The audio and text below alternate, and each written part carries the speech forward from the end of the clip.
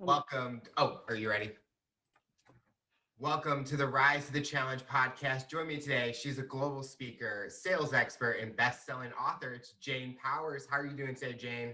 I'm doing fabulous now that I'm on with you.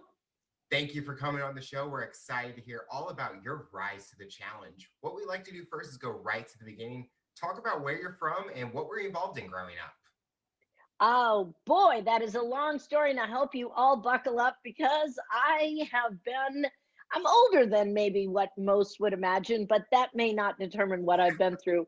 I have been through more in my lifetime by the age of 20 than most. Unfortunately, I don't brag about that. I wish it were different.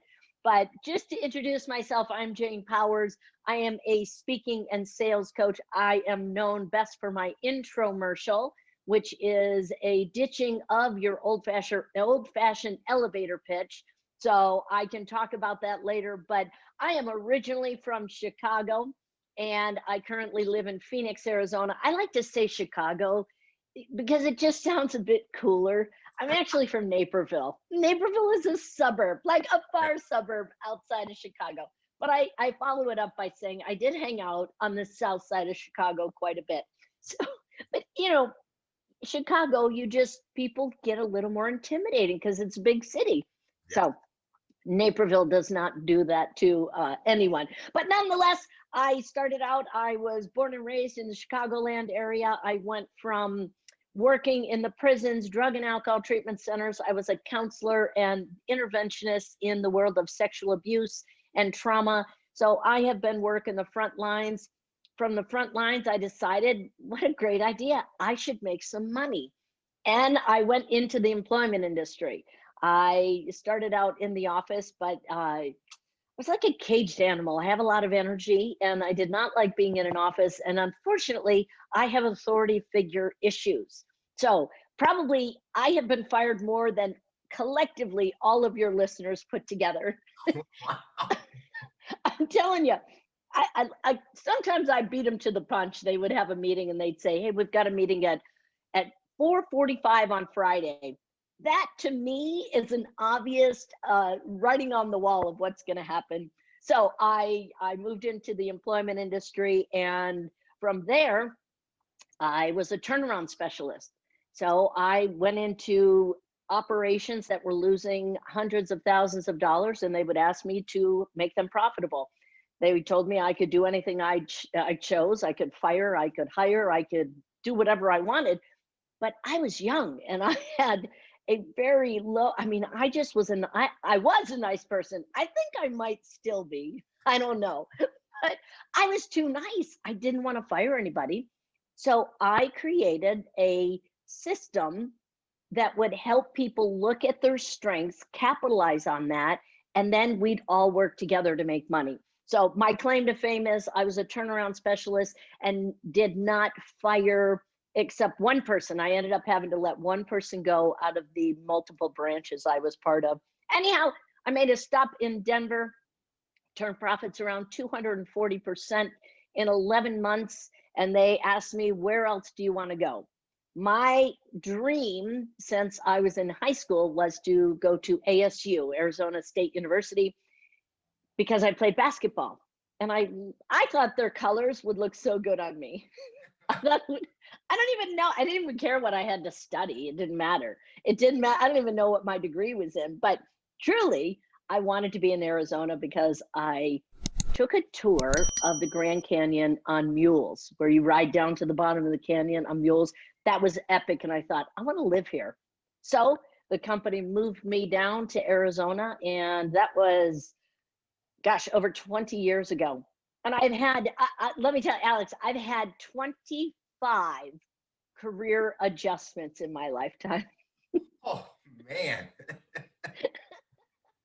that's a lot in a short amount. Wow, in that kind of amount of time because I'm like one of those. I'm like, am I going to do this forever? I'm ready for that next step, but it's one of those journeys people go on. Like they sometimes enjoy that change of pace and the different activity or the different things that they do.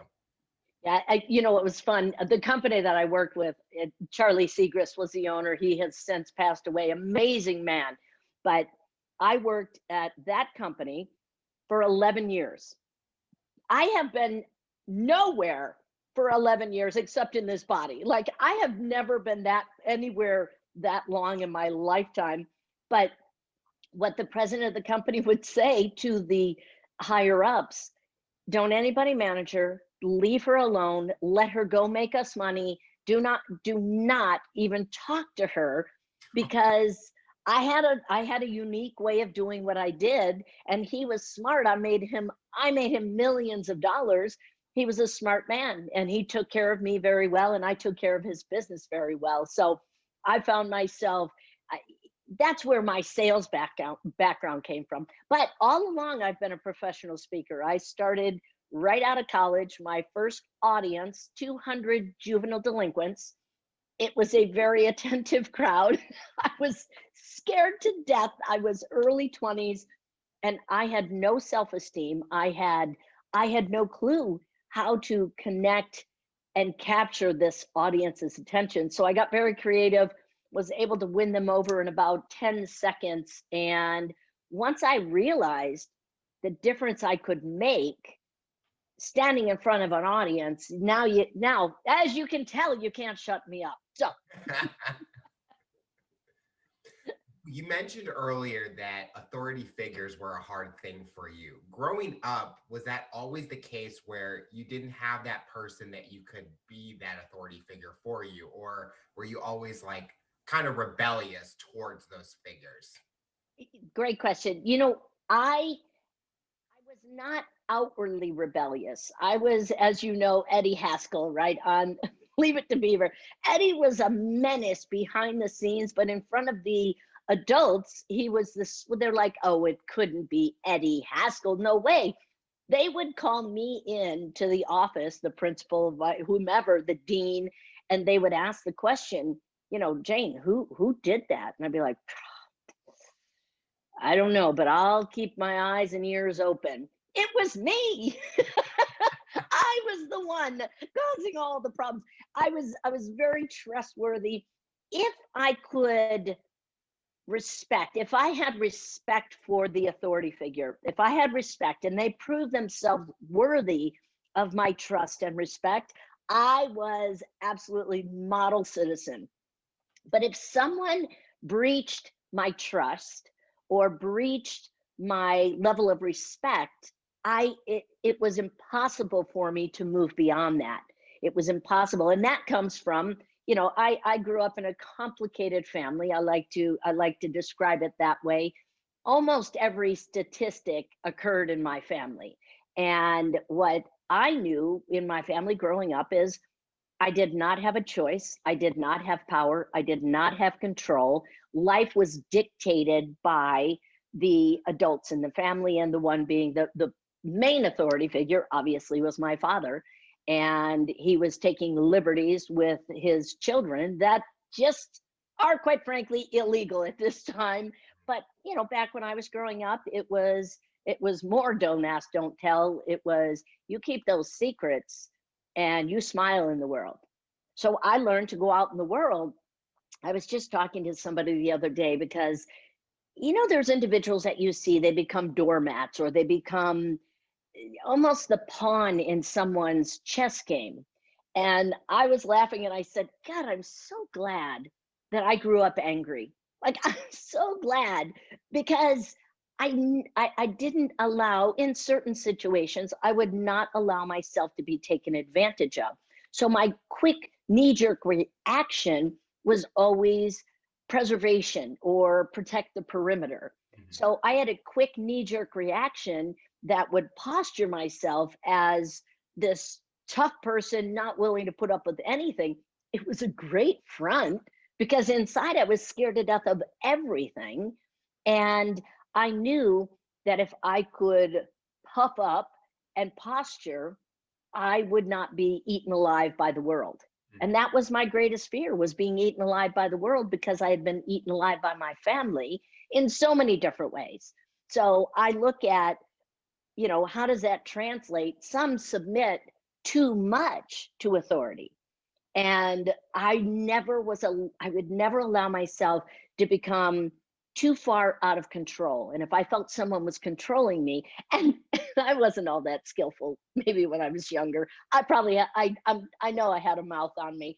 And, but I tell you, I made more money for companies and they would struggle to keep me under wraps and allow me to be profitable at the same time. So they would have a hard time going, "Oh, we can't put up with this attitude," even though it didn't look like belligerent. It was resistant to some of the antiquated methods or the lackluster methods that they wanted to grow their business. And I would voice my opinion. And I think the best thing that happened from all that, it forced me, absolutely forced me to be an entrepreneur. Never wanted to be one. I think that kind of situation, it kind of goes with like micromanaging in a way. If some people can look at it with a business where I've been in that situation where I've been micromanaged, and I feel that you can't get the best work out of me because let me show you what I can do. And like you have me in this position, so obviously you trust me.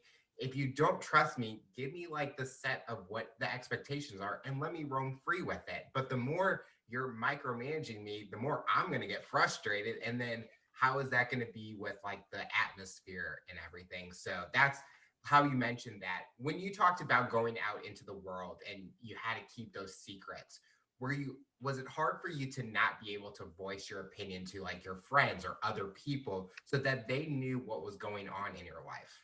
It's so interesting you say that. So in May, I've got my book coming out. So my second book, my first one was the business book, because everybody's like, "Oh, you're a professional speaker. Don't you have a book?" And I'm like, "No." And they're like, "You need a book." And I'm like, "Well, I've done very well without one." So I thought, what the heck?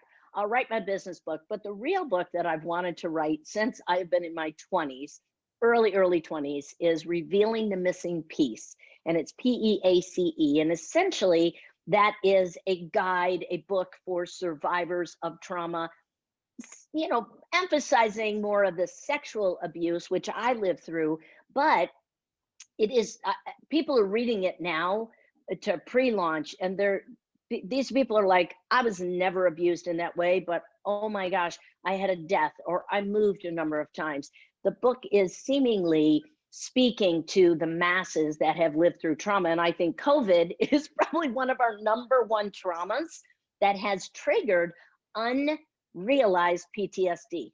Like, you don't have to be a Vietnam vet. You don't have to be a Afghanistan. You don't have to be a vet of any, combat to have PTSD. You can grow up in a crappy situation, or you could have, anything. So the book is coming out, and in the book, it's interesting. When I started growing and realizing, because I'm the youngest of seven, and I knew nothing different in growing up. I knew nothing except this was the way of the world. I knew when the lights went out and darkness came, bad things happen. And it may not have just been in the darkness. It could have been the day or night or out wherever. And I knew this was how our family operated. This was how the world went. And there were times in the situations where, I didn't think my sister was going to make it through this, the trauma of all of it. So I would volunteer. I would take one for her because I thought, my God, she will be dead. I knew there was an innate strength in me that I knew once I could free myself from this family, I could save my mother and I could save myself.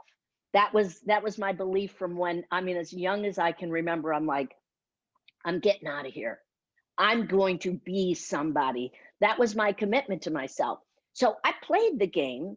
I didn't understand why I felt crazy inside. It's an interesting concept. And I remember saying to my father one time, I said, I think I'm going crazy. I think I need to see a psychiatrist. I didn't, and he goes, "Oh, you're fine." I thought, well, no wonder he didn't want me talking to anybody, because they may have looked at me and said, "Hey, what secret would you love to tell?"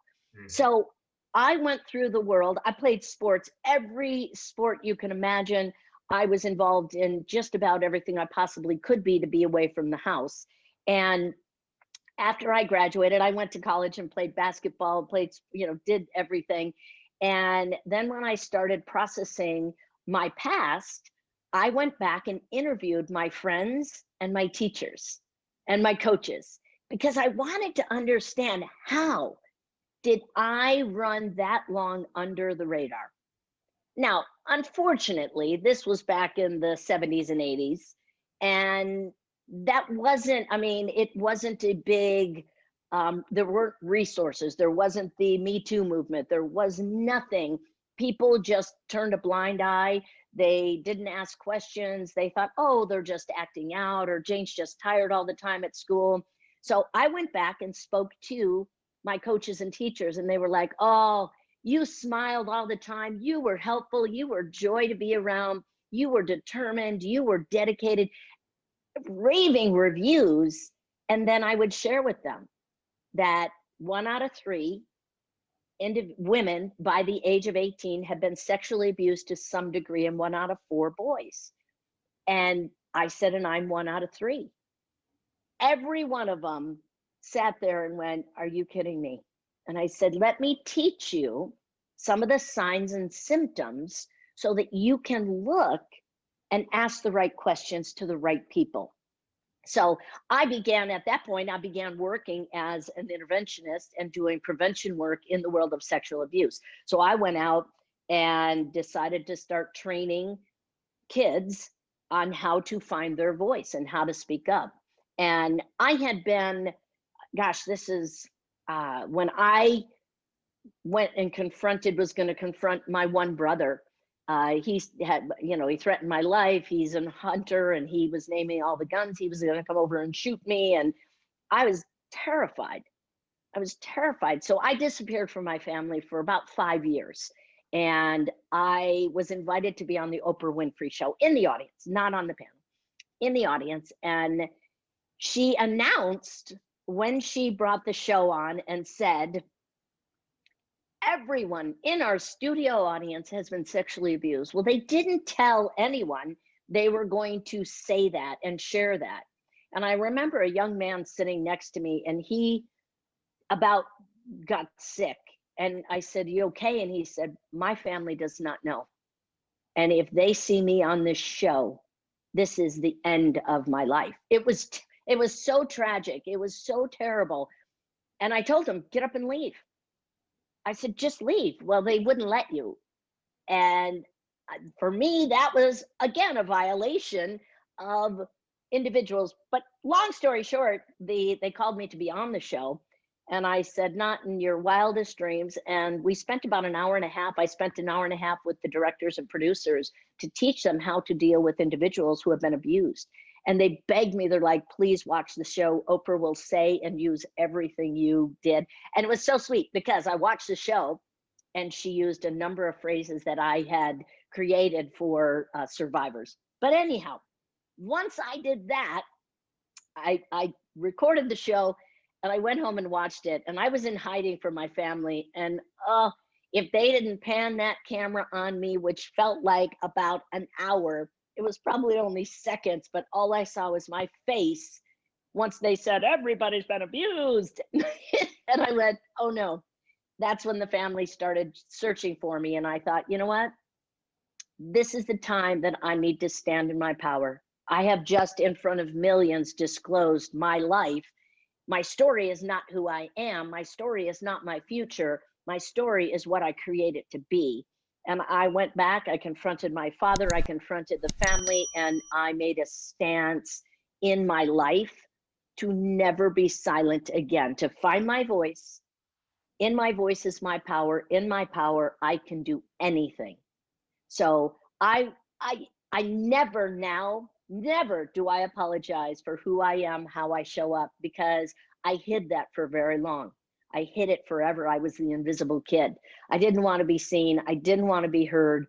And then they put me on stage, and I went, oh no, people are looking at me. Oh my God.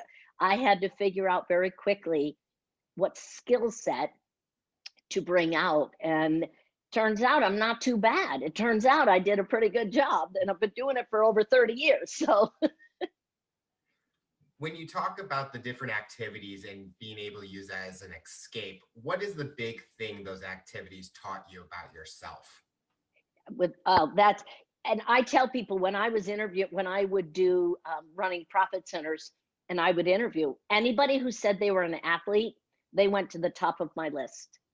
There is a commitment, there is a discipline, there is a sacrifice, there is a healthy selfishness when it comes to sports. There is a drive and a dedication that is second to none. It becomes that driving force. I know for me, I was a point guard. And I know I look pretty tall on this recording here, but I am all of 5'4". I think I said I was 5'5" back in college because it just looked better on the program because they're thinking I'll eat that one alive at 5'4". But I'm pretty small. But I have an attitude that makes me 10 feet tall. And I learned as I was playing, you cannot let anyone see that weakness and succumb to the weakness. I had trouble going to my left. I had trouble going to my left. Most everybody does. They have trouble going to their left. And I didn't dedicate as much time as I should have going to my left in basketball. And if anyone saw that in my face, in my attitude, like, oh crap, don't make me go left, they would have made me go left all day long. Mm-hmm. So I was able to stand in the commitment that I can go any direction and I can go over, under, I can go around you. And then I gained the respect. I was also a team leader. I ran the plays. I made things happen.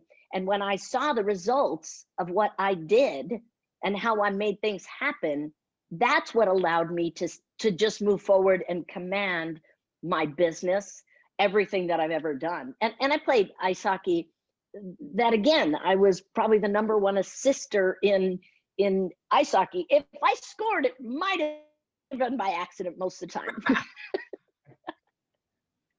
You talked about how you were running the plays, and we touched on the topic of authority figures. Were you trying to kind of overcome that adversity and be that authority figure for that team so people could look up to you and you had kind of that control over what was going to happen for that play? I don't know if I consciously thought that, but I do consciously think that now. I think the aspect of competition, my entire, I'm telling you, my entire family tree, I think everyone pops out of the womb competing for something. Every one of us. I know out of 7 of us, I was the only one that went to college. Right out of high school, I went right into college. And again, I confess, it was to play basketball. I wanted to continue playing basketball. I happened to get a degree at the same time.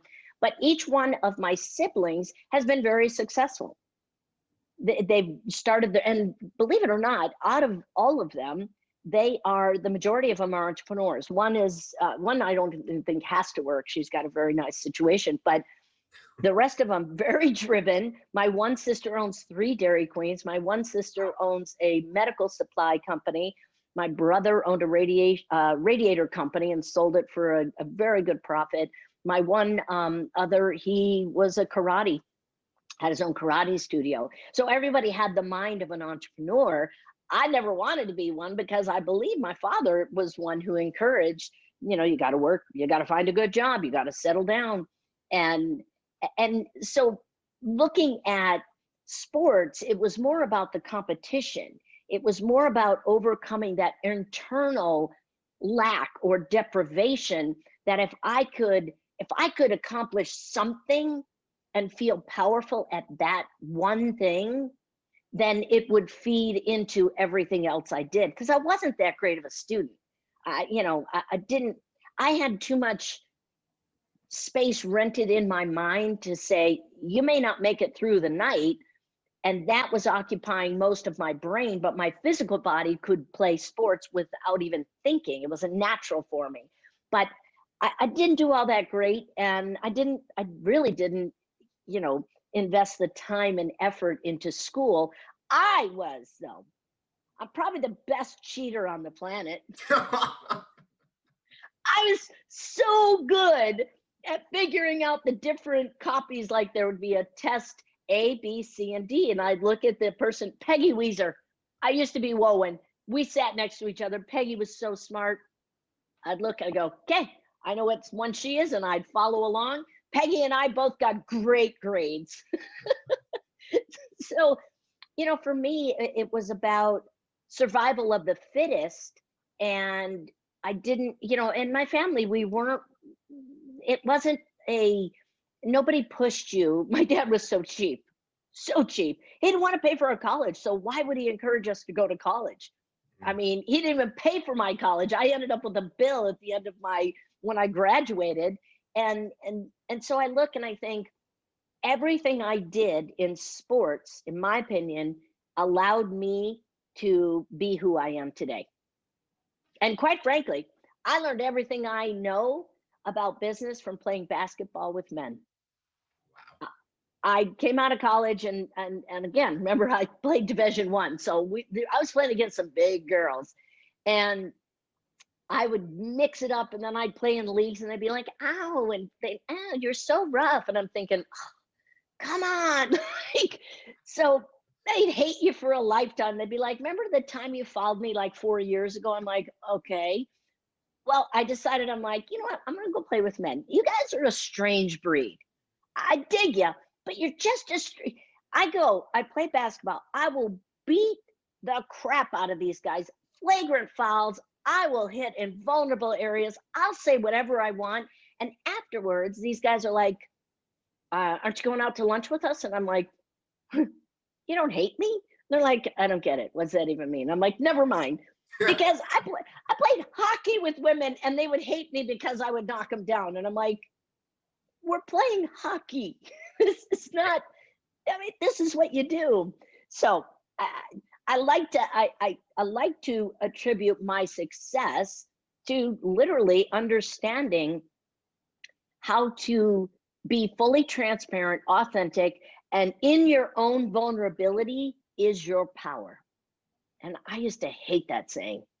I had somebody a therapist who would tell me that in your vulnerability is your power. I'm like, that's dumb, and I don't even know what it means. But but truth be told, if we're hiding something, someone's gonna find out. Oh yeah. They always find out.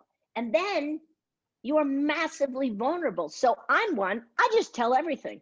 Like there is no secret. And people are like, ooh, what if someone finds out this? And I'm like, well, I'm pretty sure everybody knows. It's either in my book or I've said it from stage 100 times. Yep. So in your vulnerability is tell the truth quickly, and stand firm in who you are and how you live your life.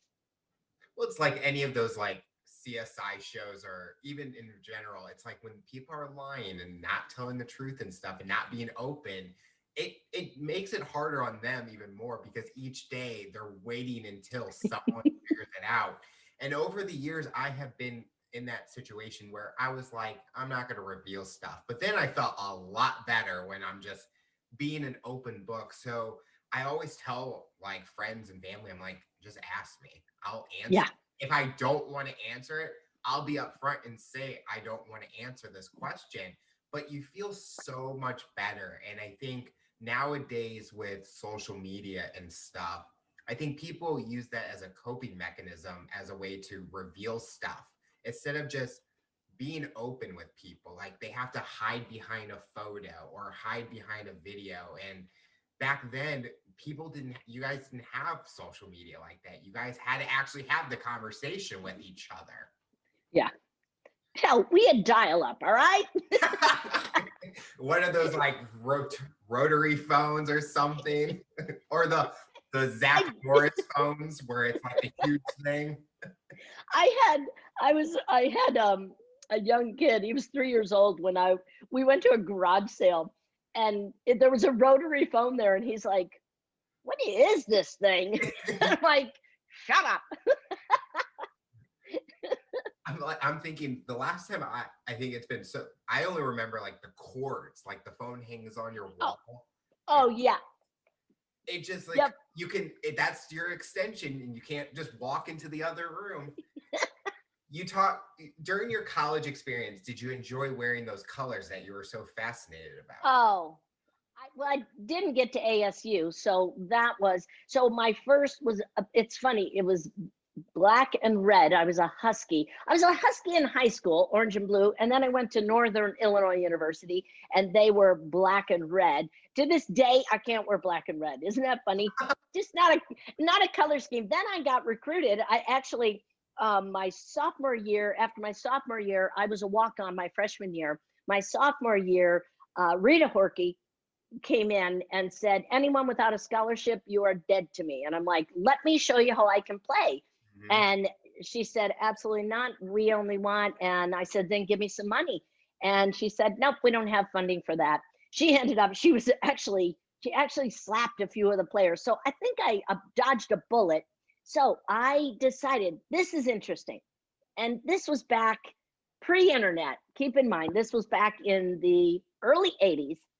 And I went in and I thought, okay, I still want to play. How do I go and find someone to pay for me? So I don't know if I picked up a phone book. I don't know how I found it. And I started calling colleges. And I started saying, I'd like to come audition. Here are some of my stats. Here's what I can do. And I started traveling around, and I ended up at College of St. Francis, which is in Joliet, Illinois. Most people know it from the prison there. But I ended up, now it's university because it grew like crazy. And I ended up going in, trying out. They gave me a scholarship. And then, you're not going to believe this, my colors were brown and gold. Oh, yeah. Oh, it was just ugly. It didn't even look good on me. That's all I can say. But I made the best of it. And what was wonderful, though, because at NIU, I didn't have enough confidence to be able to hold my own towards the senior who, God, she was only 5'3", but man, she was a shit brick house. But nonetheless, I just couldn't hold my own up against her, and she wasn't going anywhere. So what I loved is when I transferred, got a scholarship, I actually, I don't even think I rode the bench for more than a minute, except when my coach Ann Hope, I think was her name, she realized that if she didn't start me just for like a minute and a half, I would be so mad that when she put me out on the court, I would go absolutely nuts and score and run this team. And she's like, you win our games every time I sit you on the bench. And it didn't matter if I knew that or not, I was still mad because I get all jacked up and I'm like, come on. You know, you mentioned the whole, you don't wear the colors of your team. And I'm thinking to myself, because my colors were black and gold, I don't think I own one piece of black and gold, except for like the t-shirts that they gave me. And I'm thinking, that's so interesting because it's like, usually like with colleges and stuff, everyone's like bleeding those colors and stuff. Like, yeah. All for it. I get out of college and I'm kind of like, I'm ready to move on and stuff. It's so interesting. That's why I love these conversations because like I asked you a question and you're like, I didn't really think it of this way. And it's always a great like reflection and someone else is thinking something similar and you're like, that goes with me. It kind of goes with how you said your book with where you were writing about your story and how some people didn't relate to it, but they could take those traumas that they went through and they could use the same comparison and make them think about those situations. And you know, that's why. And so what I do is basically I'm a speaking and sales coach. So entrepreneurs hire me to increase their business and grow through articulating their message, because most, I hate to say this, are boring, confusing, and inconsistent. Like you listen to me, you're like, I actually don't know what you do. So I work with individuals, I create their talk, I create their messaging, we go through their copy. So everything is out there so that people understand what the heck they're saying. And many times what ends up happening, it's people get lost in their story more than serving the audience. So for example, if I were to tell my story, I don't run around telling my story unless it's in my book or unless it's a workshop that is directed towards that. But I have been speaking for years, and what I like to say, and you heard me say that, I grew up in a complicated family. What that allows the audience to do is fill in the blank. So they get to think, oh yeah, I had that abusive father. I had the alcoholic mother. I had this abuse. I moved a number of times. So whatever your definition of complicated is, that's what I like people to fill in their own blanks so that then I can serve them with what they want to do. But if I'm saying, oh, so here's what happened to me, people can't, if they can't relate to my story, they can't relate to me. They can't understand to fill in the blanks. So I leave it wide open. I leave it wide open. And I hear so many people telling, oh, I want a signature story. I want a signature story. And I'm like, your entire talk is weaving in and out of your signature story.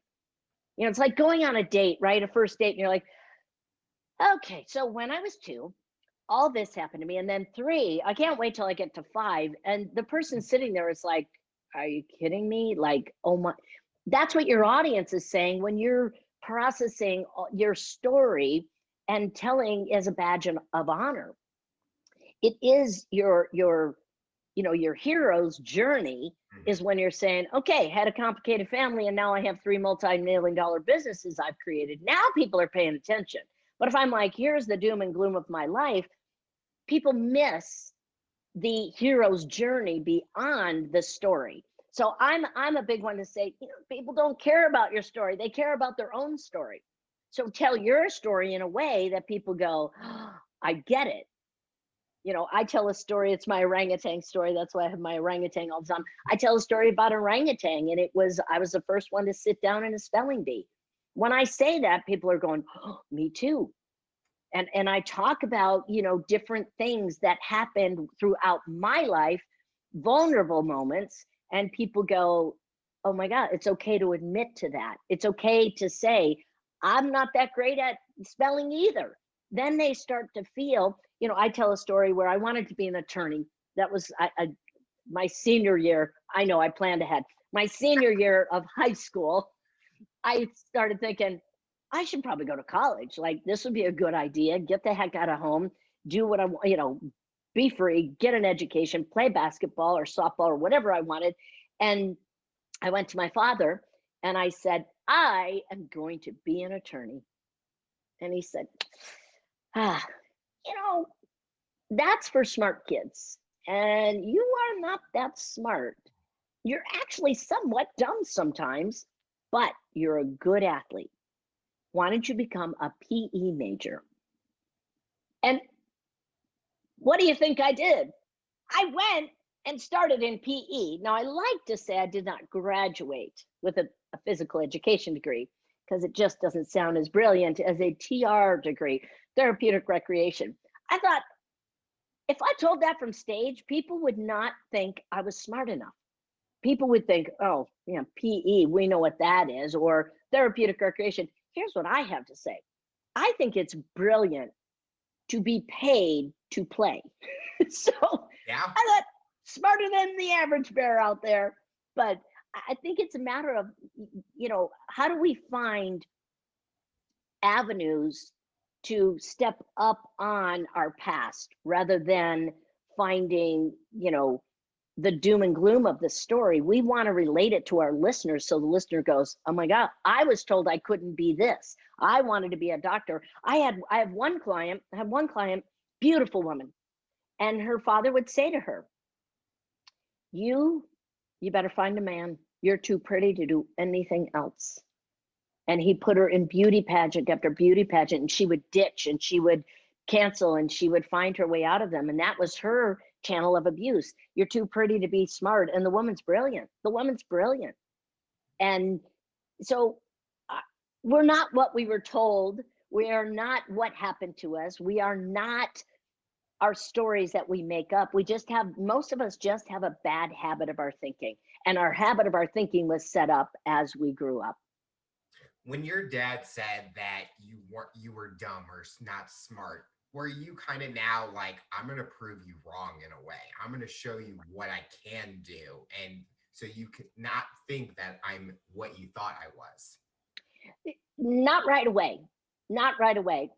That happened when, and most people would say, can I ask, why did you keep going back to your father? because later on in life, I began speaking, and I was part of the Speakers Association, and I was hitting stages, and I was getting paid to speak. And I said, you know what I'm going to do? I am going to be a professional speaker. And in the true form of my late father, he said, well, who's going to want to listen to you? Oh, I went, crap. And once he said that, I thought, you know what? A lot of people. I did put that dream on the shelf for a while because I thought, you know, he's probably right. I don't want to be an entrepreneur. Screw it. I'll just keep having a job. And after he said that, I thought, you know what? I'm falling prey to his brokenness. I'm believing his greatest detriment is a fear of any one of us being more than he was, more than I swear to you, I grew up, my sister told me I was fat, dumb, and stupid, the one right above me, because she was chubby and not that bright. So she projected and didn't want me to be better than her. And she would call me fat, dumb, and stupid my entire life. So anytime I would go to do anything, that message would go, yeah, you're not that bright. And then my father, you know, would support that by saying, yeah, you're not bright. And so I began to believe most everything that I was told. So overcoming the pattern of thinking took me that fight. I took my fight or flight, right? We understand fight or flight. You get into trauma, you get into something, you're like, okay, either fists are up or your feet are moving. mhm. And I happen to be a fighter. I happen to be, I don't back down to much of anything. And what I understood is I took my fight and turned it into drive. I utilized that and became obsessed with conquering accomplishments. And I'd look at somebody and I go, I think I could do that. I think I can do better than that. I'm going to give it a try. And that's why I've had so many opportunities in my, so many career adjustments. I had the opportunity after I was in title. I went in and it was my 4:45 meeting on a Friday at a title company. And I gave my notice. It took 5 people to have a meeting with me to say, I think we're going to let you go. But I didn't. I said, you know, I'm going to take the pressure off of each one of you. Here is my resignation. They're like, whew. And I said, but you're going to pay me for 6 months. Otherwise, I will bring legal action, because they were doing some things that weren't on the up and up. And they said, excellent. Gave me a check. I went away, got my real estate license. And I thought, okay, I see what people are doing. My first year, I was rookie of the year. Second year, I was top 3% in the state of Arizona. I had the most deals, the highest volume, the highest commission, and highest both sides of the deal. How did I do it? I just turned my drive into, my fight into drive. And now there's good news and bad news with that, because then you become addicted, as I have, to more than. I got to do more than you. I got to do more than last year. I got to do more than this last quarter. I've got to do more than. I'm a real estate investor. I've got to have more homes than I had last year. I've got to have more. So the drive becomes yet another addiction. Our story is whatever motivates us. My motivation was security. My motivation was having a sense of security. And I have had in the past, for my entire life, was here today, gone tomorrow. Because I was 14 years old. I went down to say goodbye to my mother as we all went off to the pool. And I came home and my mother had taken her last breath. They were trying to revive her up in the bedroom, and she had been unconscious without oxygen for, gosh, I don't even know how long. But at 2:31 a.m., she had taken her last breath. And at that moment, I went, okay, it's you against the world. There is no one that's going to pick up the pieces. There is no one here to save you. My mother was an alcoholic, unfortunately, and addicted to Valium the majority of my lifetime. And even though she wasn't, it's funny, there's something when a parent or someone dies when you're young, somehow they become saints in their death. Like, my mother was not mother of the year. She was literally a falling down drunk. I'd come home, she'd be at the bottom of the steps. She would be hallucinating. I can go on and on. Back in the day, I mean, there was no DUIs, but that woman, thank God she didn't kill anyone, because she would go to the bar and come home. And once she took her last breath, I was on my own. My father would travel for weeks on end. And this is my rationalization, is what was replaced. My mother was replaced with her wallet sitting on the desk, and my father would leave a check for groceries. My sister would come from her townhome, take me shopping, and then I would have leftover money for weeks and enough food. So my mentality was, this is security. Money is security. Gathering items, whether it's food, whatever it is, this is your sense of security. And I believe to this day, I reprogram. I'm constantly rethinking the way I see my addiction to more than. And that has been my endless work, is how do I trust that it won't be here today, gone tomorrow? It won't disappear. Like, my mother took her last breath and went, uh-oh, now what do I do with my life? So, people are like, oh my God, I got to get it all together before I can launch a business or before I can do anything. I'm like, if you're going to wait for that day, you ain't never going to launch anything. Because I can tell you right now, I'm a masterpiece in progress, still under construction after over 30 years of working on myself. Have you been able to be open with your kids about your experiences, and how have you been as a parent towards them from what you have gone through with your parents growing up? I love that you see me as a mother, a very maternal instinct. I hate kids. I'm not gonna lie. Kids, they're just miniature adults and a bigger pain, and they're way more dependent. I think And my I claim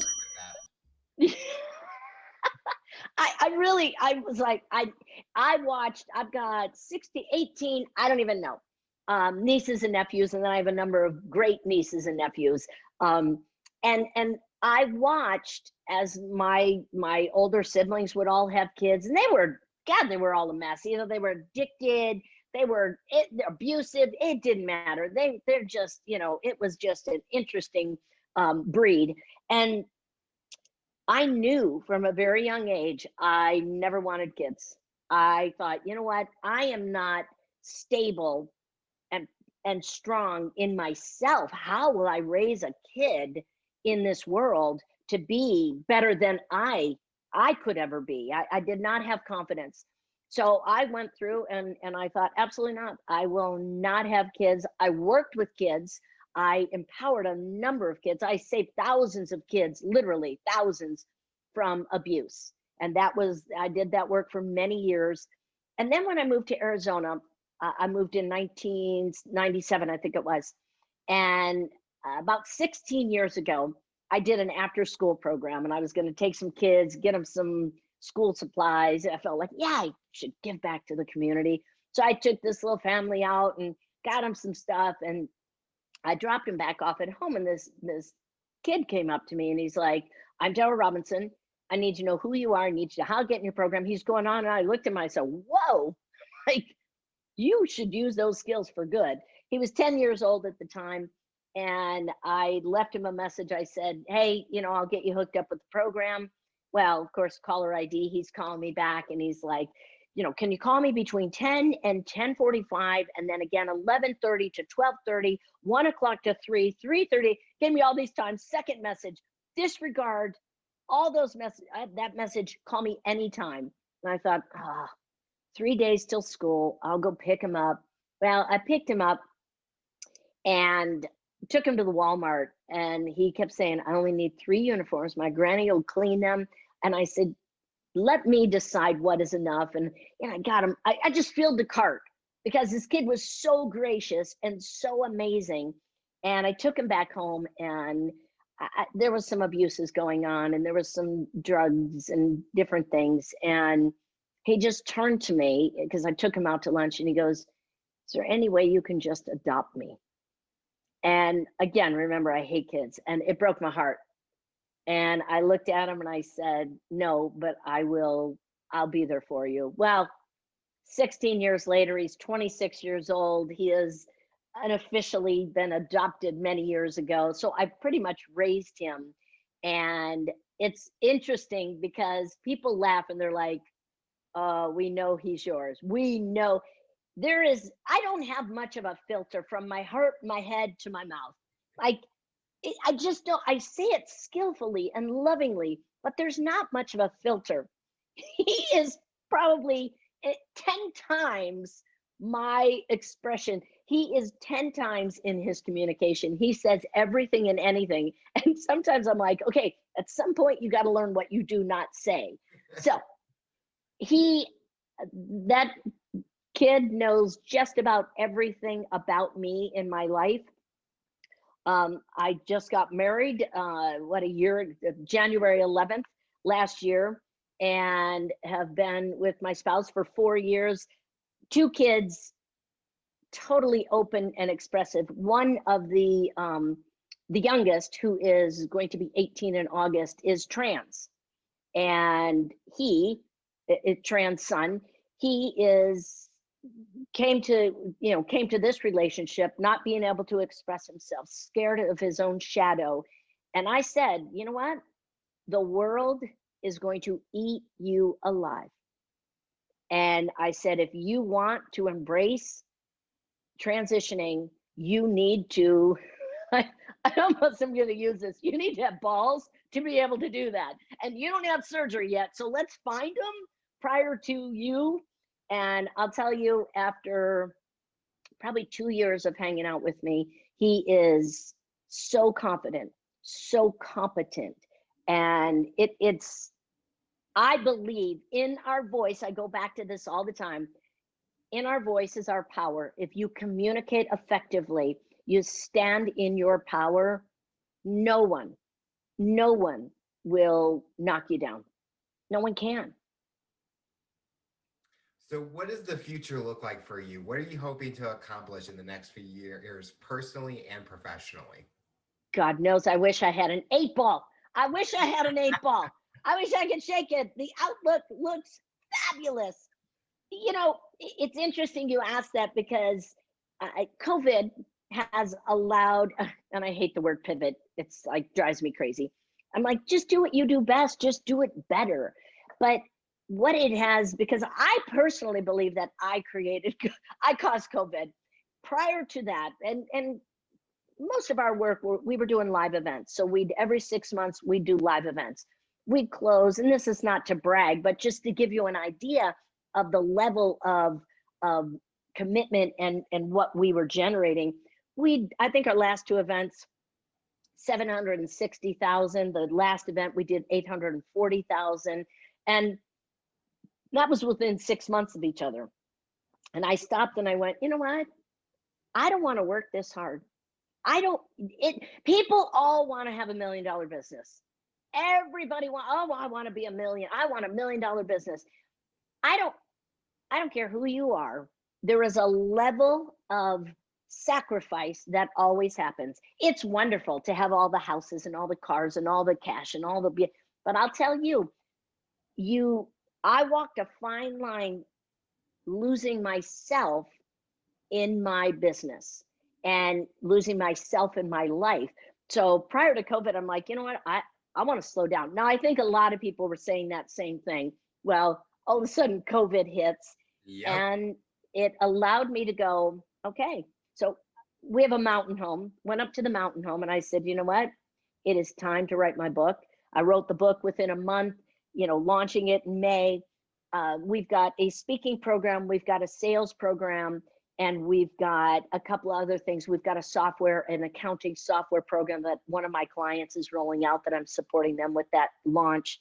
So I look and I go, and then revealing the missing piece is working with survivors. And I'm looking at survivors that are in phase 1. So how do I break through the shell of my becoming? How do I become bigger than my past? How do I evolve my story in order to evolve my success, whether you're employed or you have your own business. So that's one aspect of the work. And this is not public, but now we're going to be, because everybody listens to your podcast and they will all be sharing it. So we have Revealing the Missing Piece, book 1. Revealing the Edge is book 2. Revealing the Edge is basically, okay, we get it. Your past was a gross inconvenience. Now we've moved through it. Now let's get to the edge of who you know yourself to be and catapult beyond that. So that'll be completely about getting out of your comfort zone and moving into bigger and better and bolder existence of you. The third book is Beyond the Edge. And Beyond the Edge is essentially saying, I will not apologize for who I am. And it is going to be focused, believe it or not, sex and success. They go hand in hand. They are absolutely the divine intervention of your story is to express yourself fully. It doesn't have to be having sex, but it's your sexual, sensual self, man, woman, trans, I do not care. It is, how do you embrace that seductive side of you and boldly step into success? We're getting the scoop on this show. Yeah, we're doing it. You're the only one. You're the only one who knows that. That's our top secret. We're launching it. And truth be told, because we started experimenting with that, started doing some market research. And believe it or not, do you know who comes to us the most for that work? Men. Interesting. We have so many men that are like, yep, I'm in. I'm working with you. It is a huge component of the resistance to open to more. And that's everybody. Because, we run around in this planet with too much shame for, there's people are like, oh, you have to do business like a man, or, you're using your femininity to get to the top. No, that drives me crazy. And if some people are, I'll show you how not to do that. I'll show you how to be powerful. And it could be ambidextrous. Your masculine and feminine side must balance out. And if it doesn't, I'll show you how to bring out the masculine side in the feminine you. I think that totally goes with how the last few years have been with breaking stereotypes in a way. How I think for guys to come to you and be honest, like they want to work with you, I think if you look at this 10 years ago, guys would not be that open about it. And they're seeing how people are now changing, everyone's evolving, and now they're like, we can be who we are. And I think that's what makes this world great, is people can be open about it. And I love when I hear stories about people being able to share or do things that they didn't think that they were supposed to do. And then you have those people that criticize that. And I think that's just what's killing us, is we got to be able to work with each other as a whole world. And especially 2020 was one of those years where people were coming at each other. And it's like, this is the time where we're supposed to be as one, because look at these other countries. We're all going through the same thing, but every country is doing it differently, but they're having success. And I'm getting calls from guests that I've done over internationally. And they're like, so I've seen everything that's been going on. And I'm like, yeah, this is embarrassing that I have to explain what the whole United States is doing just from my opinion. But I like how things are going and hearing your books and how each book goes with each other and it takes it a step farther. I think it's going to be amazing. I think people are going to learn so much that they didn't know before. And I think because the book is, and what my goal, I want this book, my desire, my commitment, and I'm claiming this book will be the quintessential go-to book, each one of them, for survivors, for people that want to go beyond who they know themselves to be, and people that want to never again shame themselves for having a different thought or a less traditional sense of who they are. Yep. And I see that so much, and people not wanting to embrace what their desires are in business and in life. And they're one and the same. But I always talk about, we have the slut shaming, and it's like, wait a minute, that like that is our own doing, in my opinion. And there's no, yes, people will say certain things, but how do we stand in who we are? How do we stand in our identity and never apologize? Never apologize for, having James the youngest. Oh my God, it's an education. Well, there's sis, there's Pam, there's this. And so I've decided this generation loves labels, they love categories. I have decided I am anti-category. Like I will not be put into a category of any dimension, because Kierkegaard says the minute you label me is when you discount me. I believe that's the quote. Mm. So once we label an individual, they are to be in that category. They're expected to act a certain way, to speak a certain way, to react a certain way. And I am category less. I listen to just about everything. I'm a spiritual eclectic. So I listen to just about everything. Joe Dispenza, Abraham Hicks, Joyce Myers, who is a born again Christian, and she talks about act like a Christian. And I'm like, well, what is that? Like, what is that? There's too many rules around that. It's okay if you want to do that to build a structure around you, but I believe we need to identify what's our own personal category and how do we uniquely stand in our power in that category. I like that. Yeah, the category part I just hate, or the labels I hate. Yeah. Because it's like I'm more than just a label. Like I think, especially, I think what I've experienced is, oh, I'm the young guy. He's not goal driven or that, and it's like, am I being labeled for what other 25-year-olds are like? I'm Alex. I'm this person. So I can agree with that. The final question I'll ask you, based on your journey and experience, for someone that's listening to this interview, what tips or advice would you give them to overcome obstacles, accomplish their goals, and rise to the challenge? My biggest thing is do not fall prey to your thinking. Do not fall prey to your habit of thinking. If I did, I'd be fat, dumb, and stupid my whole life. If I fell prey to what my mother died because she loved alcohol and pills more than me. If I fell prey to that, I would never feel worthy to sell another thing. If I stood on stage and thought, oh my God, I'm the stupid kid, no one's going to want to listen to me, I would not be where I am today. I think that's the number one thing. Do not fall prey to your mind, because your mind is your past. If you don't like your past, create a new future. That's it. Design a new future. The other thing is, and I see this all the time, and I hate to say all the time, but it is true, excuses. People think they're objections. People think they're very good reasons. Bottom line, they are excuses that keep you from doing what you need to do. Well, I'm just really confused. Confusion is you not knowing what you need to know in order to do what you need to do.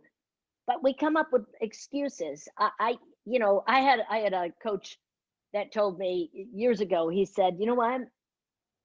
I've met people that have started behind the starting line, but you started about 7 miles behind the starting line. Your life, you should not be alive. I used to go into therapists and they'd be like, why are you not dead? And I'm like, I don't know, fix me. But we fall prey to our mind, which is our past, and then we continue by verbalizing why we can't do something because it's evidence in the past. That known past, that for me, that fight is a known insanity. I know what to expect. I don't know what to expect in the calm, trusting that there is something beyond me that will always serve me. That's not as familiar. What's familiar is me muscling through what I need to do. So what I say is create a new you. Create a new you, create a new pattern of thinking. And here's one of the best sayings you can do. This is one of the best things, and I've done this for years. When you make a statement about yourself, add to that up until now. So, I don't even know how to run a business. Well, up until now, I didn't know how to run a business, but what is coming to me is the answer. So, consistently claiming up until now, and just eventually train yourself out of very definitive statements and empower yourself. Every night I go to bed with a new statement, because my subconscious mind will run with it all night. And I used to, back in the day, I would go to bed, I am the woman bringing forth a multi-million-dollar business that serves the world. I am a woman bringing forth a multi-million-dollar business, and I am today the woman with a multi-million-dollar business. And it doesn't come because I'm a badass speaker. It doesn't come because I'm an amazing, authentic salesperson. It comes because I am me. I am me. I don't apologize for that. And I stand strong I will serve what I do best, and I will bring out the best in you. So my advice would be, bring out the best in you, find what you love about yourself, and make that so exponentially bigger than it is that you are unstoppable. Well, Jane, we want to thank you so much for coming on the show. You are inspiring so many people, and we're excited to see what the future looks like for you. Thank you.